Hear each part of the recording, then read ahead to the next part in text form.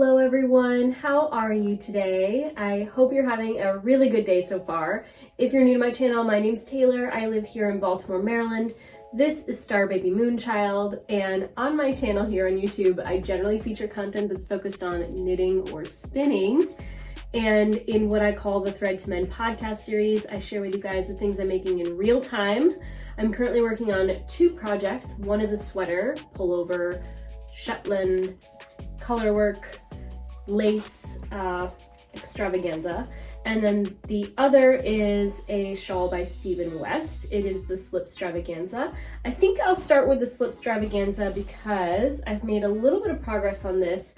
I don't have it ready to show you in a nice flat form. I've done that in my previous podcast video, but right now I have it on a 32-inch cord, and I'm still working the stripes with the slip stitch motif. I did make a mistake, and previously I ripped back several rows to fix that mistake, and then I realized later that I made the same mistake again. And what that was I accidentally forgot to slip one of these sections here, and I actually knit it across in the light color. So there was this break in this kind of motif thing happening. And because I didn't want to rip back again for the second time to fix the same thing, I obviously spent quite a bit of time ripping out my knitting and picking up the stitches again, because there are many stitches on this shawl by this point. I decided I was going to do, I'm looking for the section now, I can't even find it, which says something good, I think, about my methodology of correcting this error. But what I essentially did was I left the stitches intact, and I used a extra piece of yarn in the dark color to duplicate stitch. Ooh, look at all those stitches I just dropped. Okay, found it. So it was this section here, and if I do stretch it, you can see that there's light stitches behind those, but I feel like in general, it's pretty unnoticeable. I used a little bit of this dark yarn to duplicate stitch over the stitches I should have slipped and forgot to. And of course, I stitched them into the first of the dark rows. So when I stretch it, you can see it's not perfect versus this one here. You know, there's a slight difference, but in general, it's pretty unnoticeable. I think if I wanted to mask it a little further, I could maybe duplicate stitch it again just to give it a little bit more structure. But on the back side, you'll see here is a plain correct back side, and here is the corrected back side. I haven't woven in these ends yet. In fact, I might even use these ends to duplicate stitch, like I mentioned, to make it a little bit more robust on the front side. But it's a pretty minimal issue on the back. And of course, as much as I want this shawl to be reversible, it's not a reversible shawl, so I'm not that upset that I've basically made a mistake so far that I've had to correct. I'm just gonna set this down before I drop more stitches and get it out of Star Baby's way. For me, the Slipstravaganza shawl has been the project I've been taking to work with me to knit on during my lunch break or my 15-minute breaks, if I have the time. And the reason I feel like I can do that is because the rows have so many stitches to them that they take quite a bit of time to work a single row. And for the most part, I don't really have to reference the pattern right now across like 4 to 5 rows to know what to do next. So it's not, even though it's a complicated pattern for me, I'm not a shawl knitter so much. It has a lot more instructions than I typically follow in like a sweater design. I feel like I can keep it as my simple knitting because there's no need to reference the pattern now that those rows are so long. I have also been working on the Vair pullover. This is a design by Gudrun Johnston.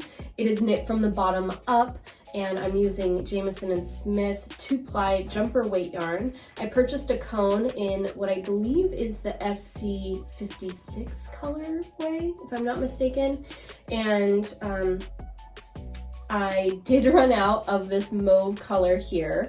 I talked about this either in a previous video or in one of my Vlogmas videos. Excuse me. And what I did was I just replaced that color with a similar color that's a little bit more orange than it is mauve for the very last row. You might be able to see it. You can barely tell it's there because it's each of these stripes are 2 rows and the second is pearls. It just makes that row look a little bit marled. So it's a nice blending of the 2 colors. I think it's barely noticeable and I enjoy it quite a bit. Now I'm playing a game of Yarn Chicken because I'm utilizing a lot of Jamieson & Smith from my stash. I did not have an entire 25-gram ball of each of the contrast colors. I was working with maybe half of that or more or less in a lot of them. And so I've had to, so far, after finishing the lace and facing that issue with 1 color and introducing a 5th contrast color that kind of blended seamlessly with my color story. In fact, I think it adds a lot more depth to it. I did want to keep it to the 4 contrast colors, but I'm just working with what I have. I'm trying not to spend too much more money. I do intend to purchase more Jamieson & Smith in the year so that I can make more colorwork designs like this one. I very much want a full-bodied, complete colorwork pattern because I've really I knit all of this colorwork in a single evening in just one stretch of sitting. It's so much fun for me to knit colorwork.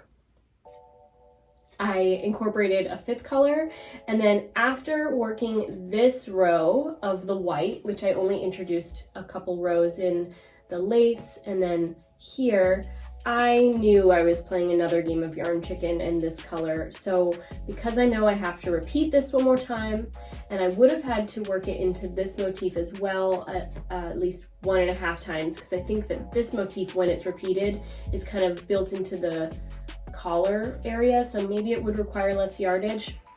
I knew I'm gonna run out, so I just utilized a 6th contrast color of a light shade of pink that is this happy medium between both this very light gray and the mauve.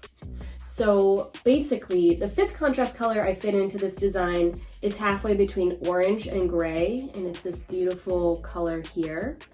And then the 6th contrast color I introduced is this row here, which is the happy medium, again, between that light gray introduced here and the mauve.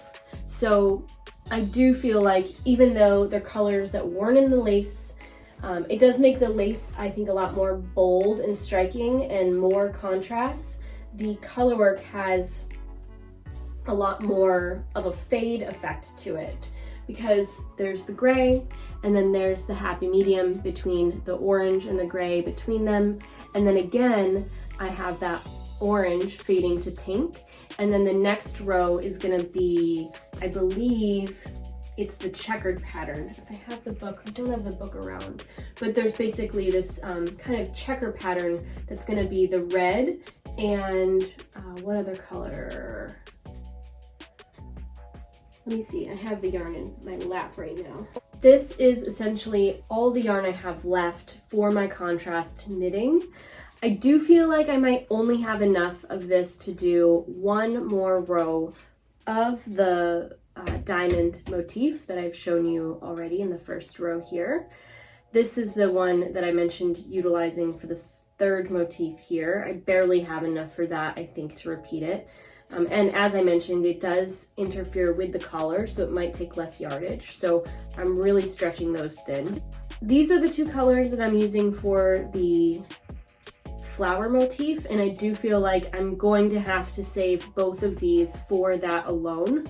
I won't have the yardage, I think, to incorporate one of these 2 colors with the 4th motif I have not yet worked into this design. This is a extra I have left over from an old project, and then same color, this is the single skein I've cracked into for this project here. So I have extra yardage of this, but I do need 2 colors for that 4th motif. I might be introducing this 7th contrast color that is so similar, but still different and still within this kind of beautiful gradient that I'm building here for this design. Woo!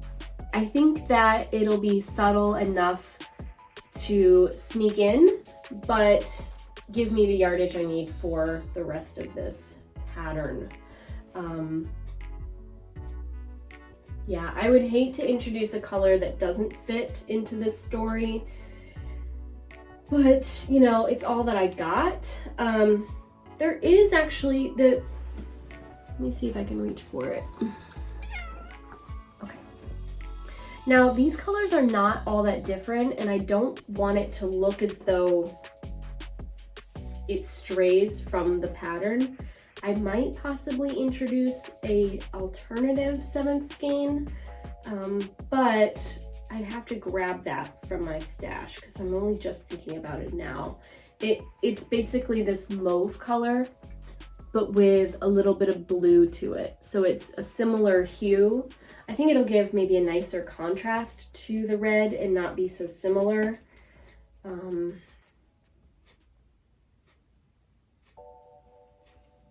We're gonna have to wait and see. That's gonna be a little bit of a mystery for now.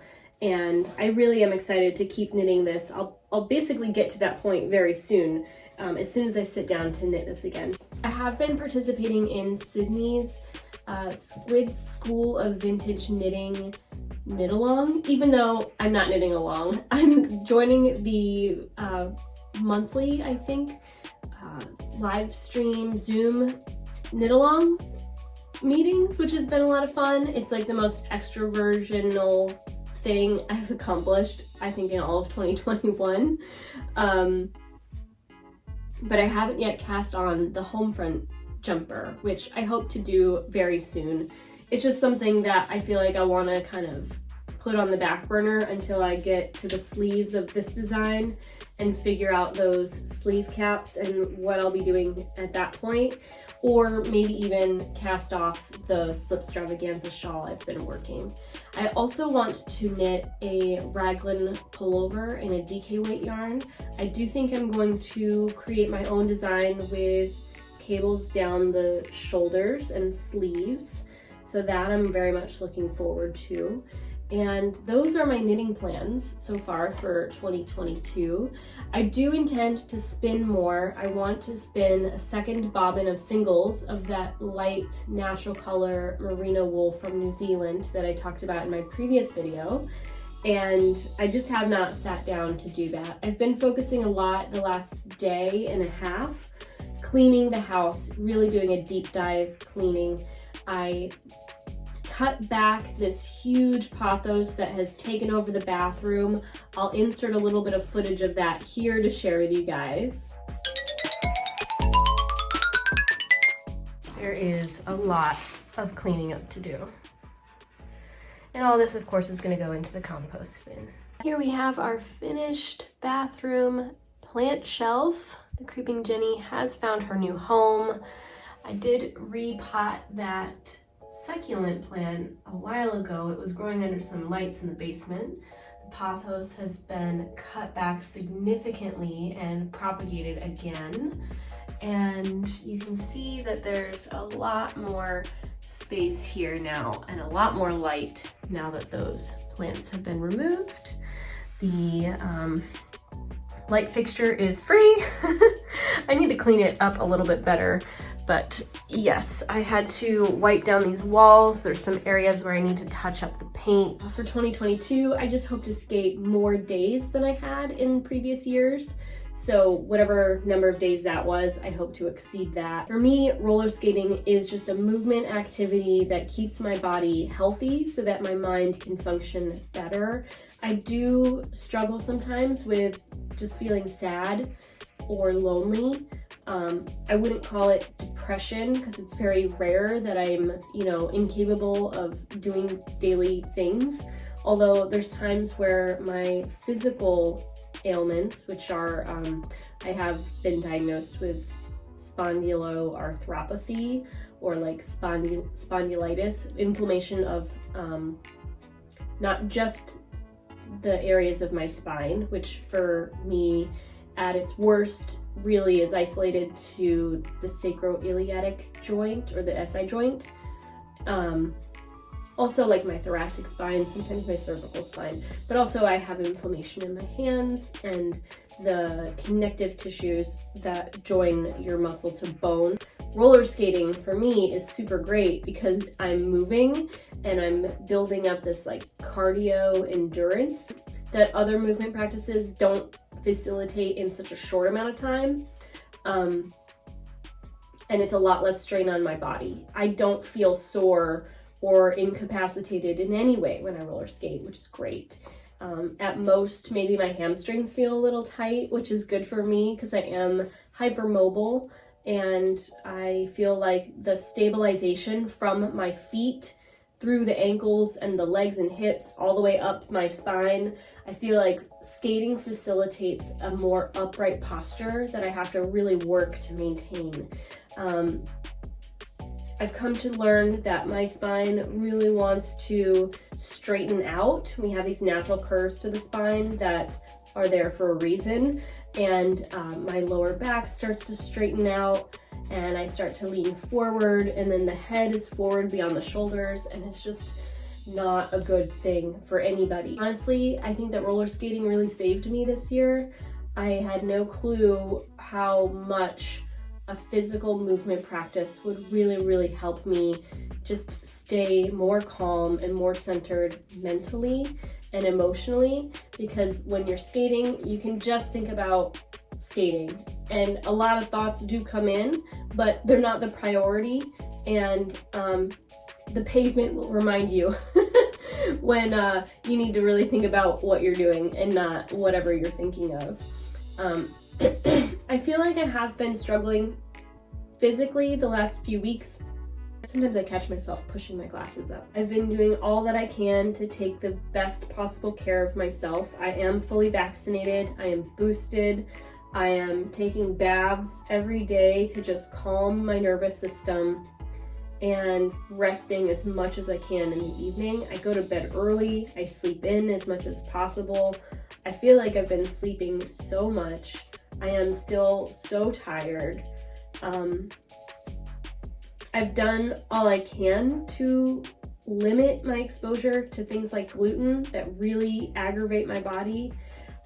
It's difficult because at work we have a free lunch at the end of every month. Every single time I order food from a restaurant that I think will be free of gluten or wheat, I'm very confident that I am exposed to it to one degree or another, and it's just difficult to live with this condition. It's challenging to feel constant discomfort and to just notice things that you can't possibly change. Like, I know that you don't care what my face looks like, but I'm extremely puffy. Like, the amount of puffiness to my face and in my hands, and you can probably hear it in my head. I have so much sinus pressure and just like inflammation in my body right now. It's difficult to